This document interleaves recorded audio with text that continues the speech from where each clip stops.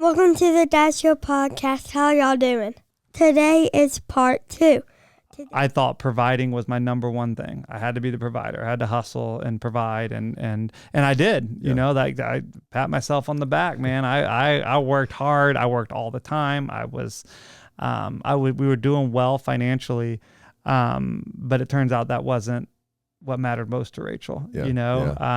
She couldn't care less. And the thing is, Rachel was the most like, she did not need things. She did not care for things, right? She just needed love, and she needed family, and she was not superficial at all. She just didn't need things. And I don't know why I thought that I needed to get her all the things and the nicer car and the nicer house and all the stuff. And she called me out on that a few times, that I needed to be more present, and that being gone all the time wasn't acceptable, and that's not what she signed up for. And, never to the point of I'm going to leave you. That was not a threat. It wasn't an ultimatum or anything like that. But, I sucked, man. I mean, I'll be honest. I just wasn't there. And when I was there, I wasn't there. And, found my pleasures elsewhere. Like, I was killing it. I was on the stages. I was doing, I was a hero to so many people, but I was nothing at home, and I got caught in this trap, until one day Rachel decided that she wasn't going to have it anymore. And, pretty much did give me an ultimatum. Hey, we're going to come with you wherever you go. You can keep going. I'm not telling you can't go. You can keep going, but we're going to go with you. And then, as we talked about the other day, we packed up our family of 5 and moved into a 40-foot motorhome and hit the road, man. That's so awesome. Everybody talks about doing that. Let's just sell the house. Let's do whatever and just go be together. And COVID had a lot to help with that, on teaching everybody, to stay together. Home. But yeah, man, that was that's huge in my aspect, because I'm the kind of the same way. Like, I want to grind. Like, I just want to keep going. Like, I feel like the more money that I make, the happier that my family will be, the happier that my kids will be, and life will just be so much easier, when it's almost the exact opposite of that, like, I tell you, dude, people put so much emphasis on money, and it's needed, like, 100%, but man, like, so from my aspect, and you can relate as well, I try to tell people, if you have healthy kids, like, if you're not dealing with something of that nature, you are so blessed. Good, man. You are so blessed, because I would lose everything and be homeless if I didn't have to worry about any medical stuff with my kids, just to be able to be present with them. And like, yes, we have a great life. We enjoy, we make the best of everything that we're going through. And even whenever we go for a surgery or, checkups or anything, we travel to these centers of excellence, whether it be Cincinnati or Minnesota. And we make the best of these trips. Sure. But I would trade all of that, to not hear my kids be like, Daddy, I don't want to go to the doctor. I don't want a shot. I don't want to go through this surgery. And like we discussed off camera, like, my daughter, whenever a surgery comes up and she knows it's coming up, she's so strong up until about 3 or 4 days before the surgery. And then she stops eating. Then, like, she acts completely different, stops sleeping. Like, she has such PTSD from the medical journey. And man, that's what matters. Like, being present with your family, and and the world does it to us. Like, everything, social media makes it worse. The worldly aspect, like, you need this next shiny thing. You need all this money. Like, you need to keep going. And man, like, look at what you are blessed with. Dude, I agree. And I'm going to flip it back on you. I'm going to be host for a second. Okay. I have a question for you. So for me, it's like, I can't even fathom being a dad and not being able to fix it. Yeah. Like, I know, even being a husband, I couldn't fix Rachel. I couldn't make her better. You're like, I'm a fixer. Yes. I want to fix it. And I can't even fathom being in your situation and not being able to fix this. Not being able to tell your kid it's going to be okay. Yeah. Not being like, how do you even communicate that? How do you walk through life knowing, like, it's not It's not up to you. You can't do anything to make it better. It's hard. And this podcast isn't about me. It's about, but it's hard. 100%. But everybody's going to have a hard, no matter what it is, whether it's the loss of a wife, whether it's getting up at 2:00 in the morning and go pee and you stub your toe on the side of the bed. Everybody is going to have a hard. And it was so hard that my wife and I just turned to God 100%. We were Christians. We got baptized early on in life and knew God, but we wasn't living for God at all. And even God was building us up for that. And this is a question I've got for you as well. But prior to us having Kennedy, prior to her diagnosis, God was building us up, putting us in a church, going to Bible studies, starting to do the correct things. Yeah. And so I was like a newborn baby deer trying to walk in this new walk with God. And I got close to a guy at work. And when Kennedy was diagnosed, I was really trying to just cling close to God. Yeah. And he's like, Ryan, I know you're trying to do the right thing. I know you're trying to do all that you need to, but there's going to come a day and a time that you're not going to be able to pray. You're not going to be able to think of a prayer, but just know that God understands your tears. And I was like, dude, you're crazy. Like 100%. No matter how hard I'm crying, I can always think of a prayer in my head. I can, I can think of anything. And man, it hit me. One day I was home by myself and I was weeping so hard that all I could do was hit my knees and throw my hands up to God. And man, I tell you, and I get chills right now thinking about it. When I threw my hands up to God, he literally reached down and picked that weight off of me. Yeah. And I was able to stand up, clear my head, and continue going like nothing had ever happened. But when I stood up, I continued to throw my hands up to God. But I didn't do it in this aspect. I did it in this aspect. And I said, God, take her. She is yours first. I'm just her earthly father. Amen. I cannot do this. But you can. Yeah. Whether you heal her here on earth or you heal her in heaven with you, I cannot do this. And wow. And so when you ask the question, how did I manage it and go through it? That's how. You gave it to him. I gave it to him. Yeah, man. 100%. And, Allie says that I was her rock. My wife says that I was her rock through the whole thing and that anytime she got down. But man, we were both God just created us both. Like whenever I'd get down, she'd be my rock. But that was how I was able to do that and I'd done the same thing with Lincoln from whenever Lincoln was diagnosed, I gave him to God as well. And I know it sounds cliche, it sounds silly, but literally taking the motion and handing it to God, man, it was so powerful. And so anybody that calls and asks me what do I do in this situation, man?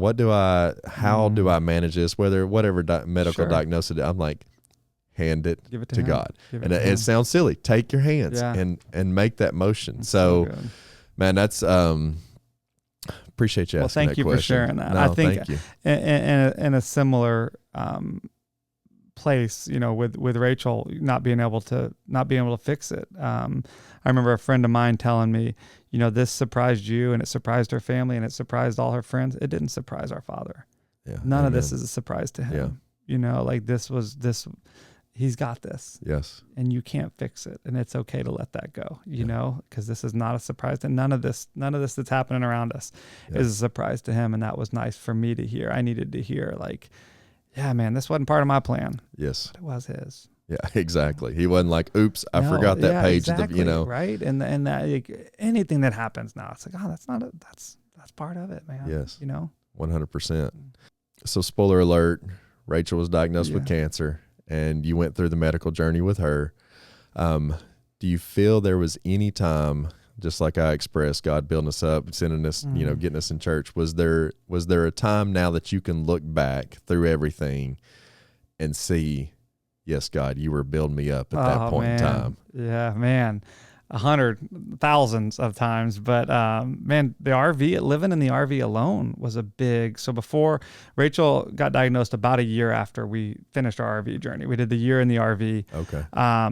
Which taught me presence. It taught me perspective. It taught me how to be a better dad, a better husband, a better human. Because it was the five of you doing life together in 40 feet. There was nowhere to go. There was nowhere to hide. And you clung to each other physically, emotionally. Like, we had a couple times where we had tornadoes coming through and we were in this RV, and like, you're literally clinging to one another.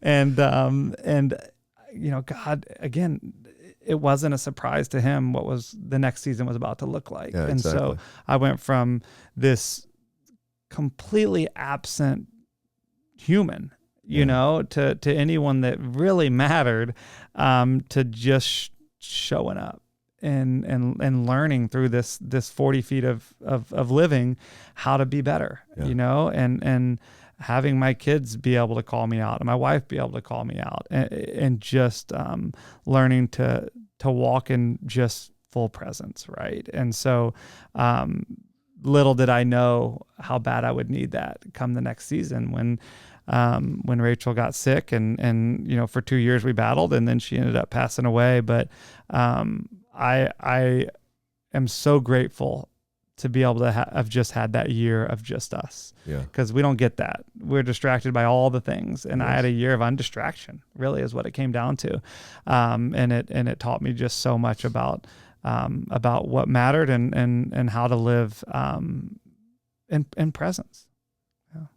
And that's part of, I know from our journey, being in the hospital together, like it's almost the same aspect. You're in this 15 by 15 room, and you don't have a choice but to be present with each other and be there. And, whenever you're at that point in your life, whenever you're in the hospital, like, with our kids, we were told there's only a 60% chance that they'll make it through transplant. So, that was always kind of ticking in the back of our head. And I'm sure with a cancer diagnosis, it's not at the forefront, but, that's kind of just a back thought, if you will, say that. But, we were just like, we're going to spend this time together, and we're going to be present with each other. And still, even though I still caught myself being on my phone, being, watching the TV, I still felt myself being distracted. Yeah. And my daughter is laying there with, almost lifeless because of the chemo and everything else that she had to go through at a year old. Like, man, like I want to knock myself out sometimes. Like, don't be stupid. Like, be present, literally. Quit being so selfish that you want to get on social media, or that you want to, and the devil, I say it's me.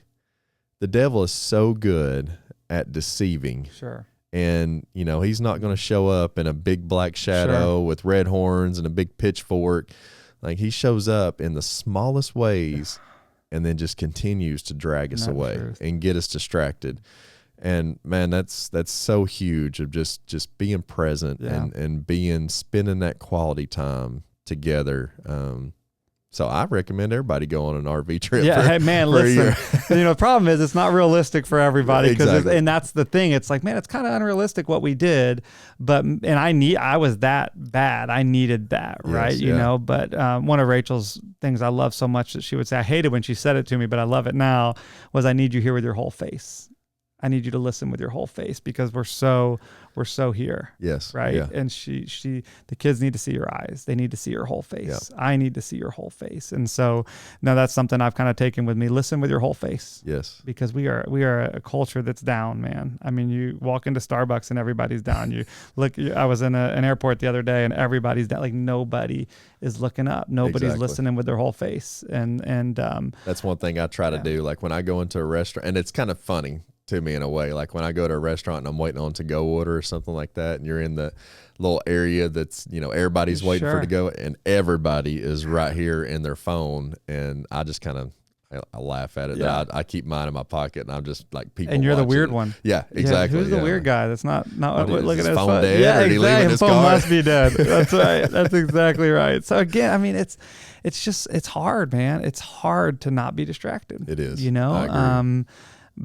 But you know, especially with our children, man, they are watching every single thing we do, good, bad, and ugly, and they're gonna repeat our language. They're gonna repeat our actions. They're gonna repeat everything that we do. Yeah. And they want to dress like us, look like us, act like us, talk like us, and we are the example they see the most. Exactly. And we get to decide what we want that to look like. And you know, I can't blame my kids if they want to be on theirs if I'm on mine all the time. I can't blame it's just we have a big role as being a dad or a mom, and I just pray every day that I can show up and not suck too bad that day, because we're gonna fail, we're gonna stumble, but I want my kids to look back and be like, man, Dad was here.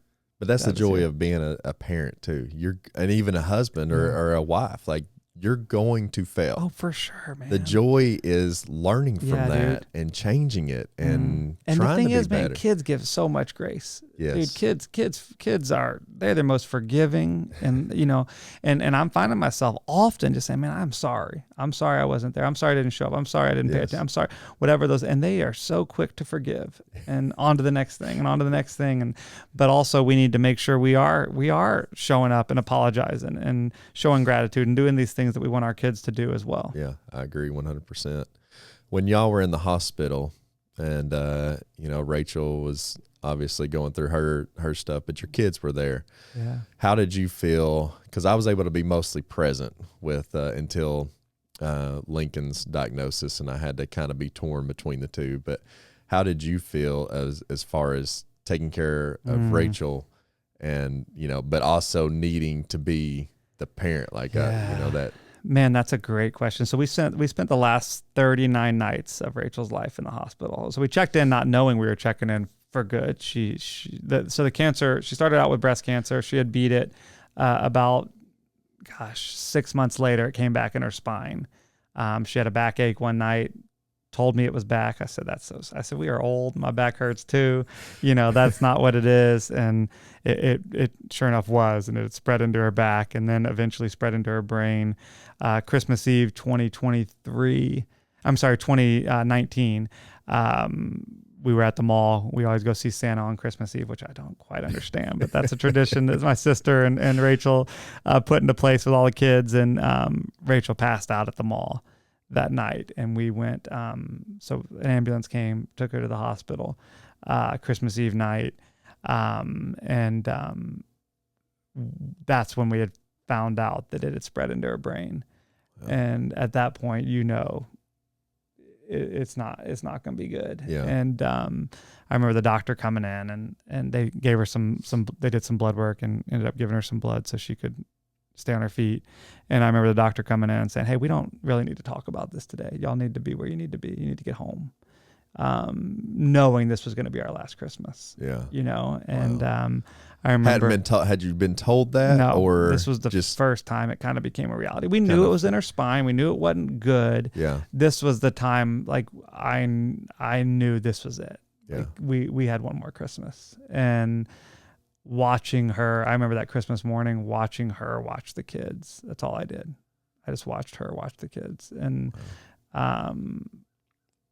with so much joy, so much happiness, so much love. But I don't remember anything the kids got that year. I don't remember putting the stuff together. I just remember watching her watch them and knowing that was it. Yeah. And then I think it was January 17th. She had a seizure. She was getting radiation of her brain, and she had a seizure. So we ended up in the hospital, and then she seized all that night. And I'd never seen a seizure before.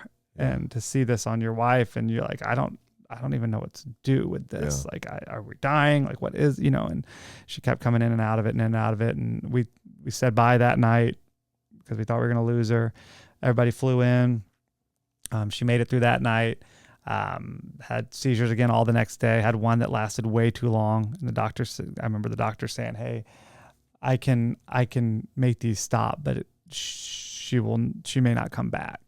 And having to make that decision, and I'm seeking counsel from those I love. And I mean, the seizure had gone on for like 20 minutes, and he's like, I can make this stop. But if she does come back, she's not going to be the same. But I mean, we just wanted to stop. Yeah, exactly. Didn't want to see her. Didn't want to see her, and so he did, and he shot her up with whatever he shot her up with, and hours and hours and hours, like we weren't sure, what this was going to look like. Everybody was in there praying over her and just loving on her and saying bye. And man, in true Rachel fashion, dude, like, I mean, a few hours after she got this shot, she just pops up and says, man, I got to pee. We're like, what in the heck? We're all looking around like we did not think you were ever going to come back. Yeah. And sure enough, she lives another 38 days, and like, and tell me God doesn't have a sense dude, of humor, man. I mean, bro, like we are all like, what in the heck just happened? Like everyone's crying. Everyone's like, dude, she's dead. Like she's not coming. Pops up and I got to go pee. And she did. And the Lord wasn't ready for her yet because she still had work to do here, even in the hospital. And so for 39 nights, 38 days, people came and visited from all over the country. I mean, hundreds and hundreds and hundreds and hundreds of visitors came to say bye and to just grieve. But it was so cool. I had this front row seat to watching Rachel minister to people. Wow. They'd come in, people that were atheists came to know Jesus, people that hadn't had a relationship with him in years became closer to him. Everybody that walked in that room became ministered to. It became this incredible sanctuary. Room 444 became this sanctuary where Rachel would say, she's like, I know I'm dying. All I have left to give is Jesus. Wow. So that's what I'm going to do. And, that's no different than me and you. We're dying too. Exactly. Just not maybe as quick. And that's what we should be given. And to watch her selflessly give, everyone left that room better, knowing Jesus more. Because Rachel's biggest fear, she had two fears in dying, is that we wouldn't be okay without her and that people would turn from Jesus because she didn't get healed. Wow. And neither of those have happened. We've had hard days, but we're okay. We're doing it, right? Yes, And her story continues to lead people to him. And so being able to, I didn't answer your question. Sorry, I got sidetracked. No, but being able to be in that room, which I didn't leave. I would go home and shower every once in a while. So I'd see the kids. My in-laws were there with the kids. So I wasn't dad. And that was hard. Yeah. That was really hard for me because I remember just wanting to be dad. Yeah. I couldn't wait to be dad again. Exactly. Because kids would come up every day and spend time with us or whatever, but they were in school and they were doing life. And remember the hardest conversation I had to have, because Rachel's still with it at this time, and she said, you need to tell the kids I'm not coming home. Now thank you for watching part 2, and come back tomorrow to watch part 3. Thank you for listening to the Dad Show podcast. Thank you for listening to the Dad Show podcast. Please like, review, and subscribe.